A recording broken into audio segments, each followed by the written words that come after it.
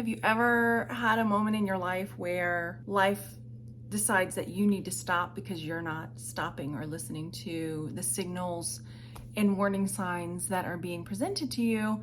So life, your body, the universe, whatever, just says, okay, you're not listening. We're gonna stop for you. Boom.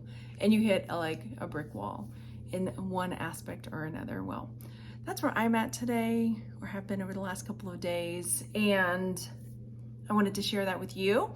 I did kind of go back and forth. These two things tied together. I did go back and forth about which way to present this. And the other way was, trying to find the way to look at it, look at a situation, whether it's good or bad, because there's always a choice in your perspective on how you're looking at it. And I have to say, over the last couple of days, I have had a little bit of, I've been fighting it, but I have had that like doom and gloom kind of aspect, because it's health stuff. So I wanted to come on and talk about that just as far as reality goes, and get your perspective, because sorry, I've got sleepy stuff in my eyes, and get your perspective on how life has handed situations like this to you and how you've dealt with it, because I would love to know how you've handled it as well. I wanted to relay a story that you may or may not have heard. It's the farmer, the way I heard it is called The Farmer and the Horse. And I think it's a Buddhist tale, but I'm not exactly sure. And so if you've heard it differently, let me know. So there's a farmer, and he has a horse on his farm. And one day his horse runs away. And all the villagers are saying, oh, so sorry, what bad luck, And the farmer says, well, it could be bad luck, but it could be good luck. Well, next day, the horse comes back, and he's found himself a horse lady friend. And horse lady friend comes back with the horse, and all of the villagers are like, oh my gosh, what good luck you have. And the farmer says, well, it could be good luck, or it could be bad luck. Just time will tell. And his son decides the next day that he's going to go out and he is going to work on breaking this wild stallion that their initial horse brought home. And as he's out there working with the horse, he gets thrown from the horse and breaks his leg. And all the villagers, as you might imagine, say, oh, what bad luck, your son has broken his leg. And again, might be good luck, might be bad luck, we don't know. So a couple days later, the military comes through, and they're gathering all of the young able-bodied men to go fight into the war. And because his son has a broken leg, he is unable to go fight in the war, and so he's left behind. And so again, all the villagers, oh, it could be good luck, could be bad luck, right? Oh, bad luck, good luck, blah, blah, blah. Anyway, you get the idea. So it's all about perspective and, excuse me, and trying to find the good or the lesson in the things that are happening to you. And that's something that I've really been working on with myself a lot. So I wanted to come on and share that with you, because as I always say, as you may know, because you may not know. I don't know why I do that. You may not know. I recently moved from Texas to Colorado with my kids, and I'm saying this is a preface to what's going on. And there's a lot on my shoulders, or there has been a lot of weight on my shoulders with the move, and with, I homeschool my kids, and I'm self-employed, and I do all of these things. And yes, like I haven't had my eBay shops and things like that open. Sorry. And so there's been a lot of different pressures. And then, just moving, and then we had a big breakup with, my relationship. And this all happened in the same time. And it started in, I would say, March, all the way until now. We moved in June, and now we're in August. So it's been a very tumultuous year, so far. Right now, and again, it's sort of that same situation where, is it good luck or is it bad luck? Because yeah, there were bad things that happened, bad things. There were things that happened that could have been perceived in a negative way. And for sure, I had a lot of stress going through some of it. But now coming out on the other side of it, I can see like, oh, that really did happen for the best. The move was for the best. The breakup was for the best. you know, we found the house that we needed to. We are in a place that has been really good for us so far. I say so far, it's been really fantastic. And, you know, I'm slowly getting back on track with my work, and it's felt really good for me. The caveat is that I am just the type of person, which I need to change that perception of myself, because that's, you know, these images we have of ourselves are just self-creations, right? So I can change that image of myself as I'm just the woman that does it all. I'm the woman that I have to be on top of everything. I take care of it all. I am in control. Like, it's a control, right? I need to release the control, right? I'm in control of everything. Everything is set. And I had this like epiphany the other night where I just kind of got knocked on my ass and was like, you are doing too much. You are doing too much. You need to let it go. You need to release control of some of this stuff. And it sounds bad, like being controlling, but I'm not controlling like in a way that's like for my kids. Like, I don't control my kids, that kind of thing. But like, I like to make sure the house has been reset before I go to bed. And it's pressure I put on myself, right? So, I mean, the kids are doing their own thing. And that's part of it too, is like, I'm trying to make sure that everything is going smoothly so that they're not feeling the stress of this transition. So I'm making sure, like, okay, it's like whack-a-mole, making sure everything is just so, and I don't have enough arms, right? Or spinning plates. I always say, you know, I have all these plates spinning. So just trying to make sure everything is good, right? And it was just like, I can't even remember what exactly happened. I'll have to look back in my journal. This is why I write things down. And it just like dawned on me, like, I'm not just burning the candle on both ends. I've got like flames under the middle parts of the candle too. And if you've ever been there, oof. So I have ADHD, which is neither here nor there necessarily, but I was on medication for it. And I don't know if it was the move or getting some of my vitamins more regulated, but all of a sudden the medication, I think it was I'm pretty sure it was the medication.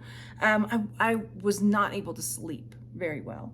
So probably for the last at least month, I would maybe get 6 hours of sleep, but then it was very interrupted sleep, constantly interrupted sleep. And it was really starting to get to me. And so I was messaging my doctor and saying, hey, you know, can we please lower my dosage? Because I'm really kind of having some issues with my sleep. I'm going to go ahead and start getting ready. I have a doctor's appointment. I'm having some issues. I'm not sleeping well, you know, and I don't lose my temper like big time a lot. And actually the day I went to the doctor's office, I really kind of lost it. I kind of snapped from all the pressure. And, you know, you're just trying to hold it together for so long. And then I just kind of snapped.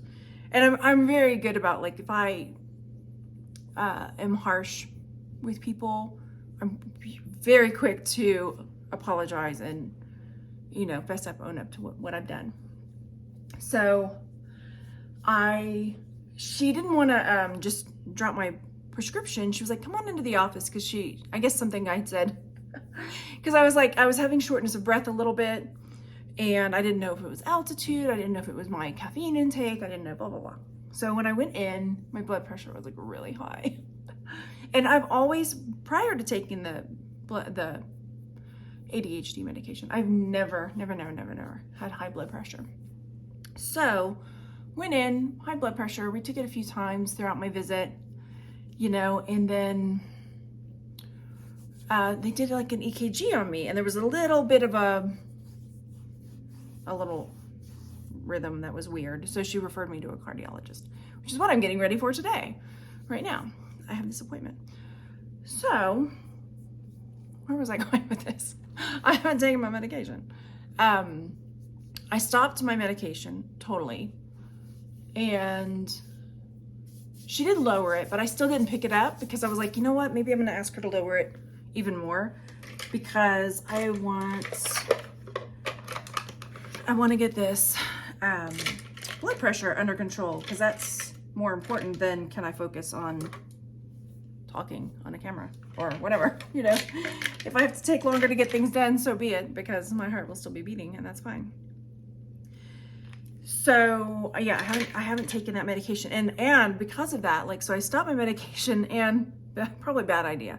I stopped caffeine like cold turkey, and I drink a lot of coffee. I would have my coffee in the morning, and then generally I would have like one soda during the day. But the problem is, like, I would not eat until, I usually didn't even eat until maybe like 1 o'clock. So anyway, so the last couple of days have been kind of brutal with headaches, and yeah, I mean, I've pushed through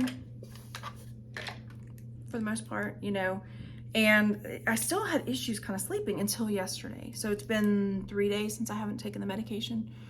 And then yesterday around 6 o'clock, I just passed out on the couch, which is not like me at all. I'm not a napper.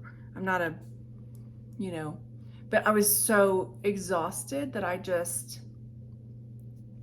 fell asleep on the couch for a few hours. And then I got up, got some stuff done. I think this is the thing, is like giving yourself the patience and the grace to be human, you know. I think, because that was something I was like, I can't believe I'm doing this. I've got so much to do. You know, my body is just like, no, you don't. You have to rest. So that's what my body made me do, is rest. And I slept in that, first of all, in that 2 hours, I probably slept deeper and better than I had in a month.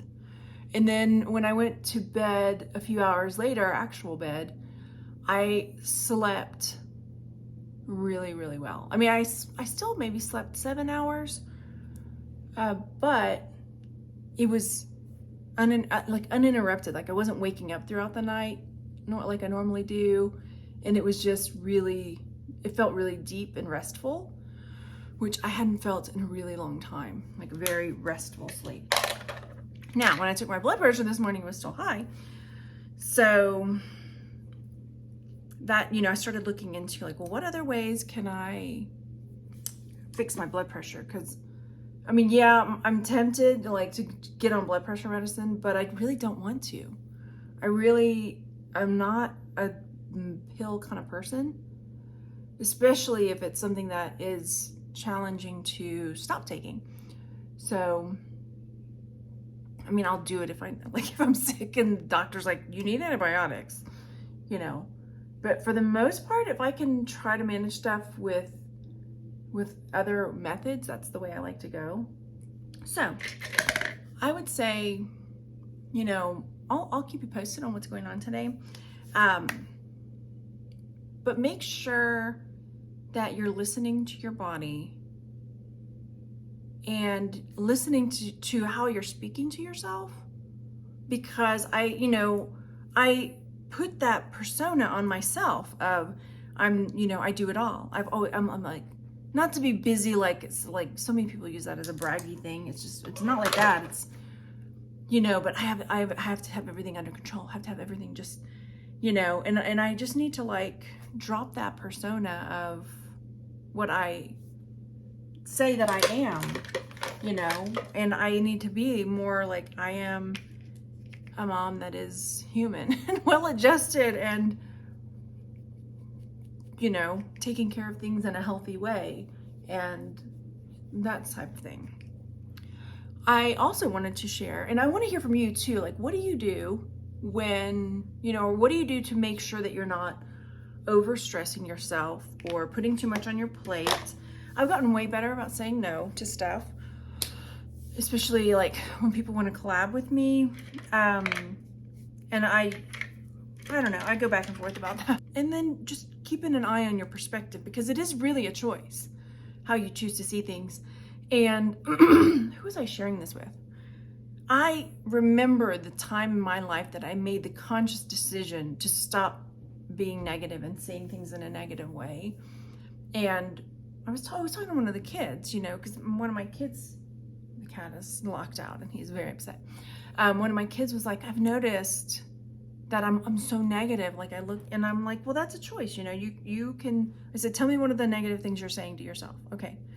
First of all, you can say this instead, you know, and just giving my kids some options of different things that can be put in that place is a more positive alternative, making that decision for yourself to be more positive in the way you think of things and to take note of yourself. I need to be better about those warning signs because a lot of them I just blew right past. Okay, I just gotta fix this hair and I'll be good to go. So yeah, we're gonna work on that attitude, you know, making sure we're looking things. And there's a difference between perspective, like looking at things through a positive lens, and like toxic positivity, you know, because I know that's a new thing that people are starting to become more aware of.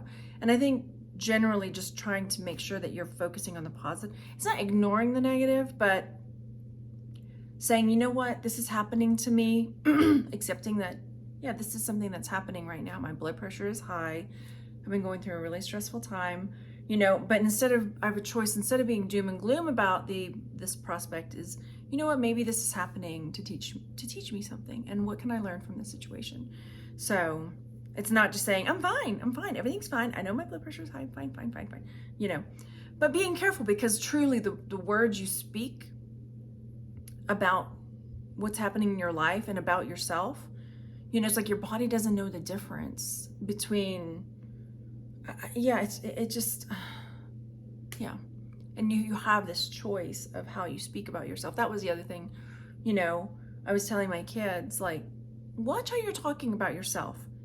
If somebody was talking like that about your best friend, your sister, your mom, or what would you say? You would be furious. You would be so, like, you would not accept that if somebody was talking. I was like, don't talk to yourself in a way that you would not accept somebody else talking about a loved one, because you have to love yourself and be precious to yourself.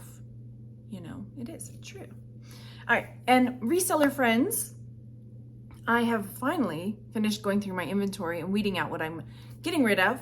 And I'm going to share, it is still a bit of a mess down there, but way better than it was. So I'm going to share how I'm going to be getting all my stores back on track and getting this eBay below seller standard fixed. And that's a video that is coming up very soon. So I appreciate you hanging out today. I'll talk to you later.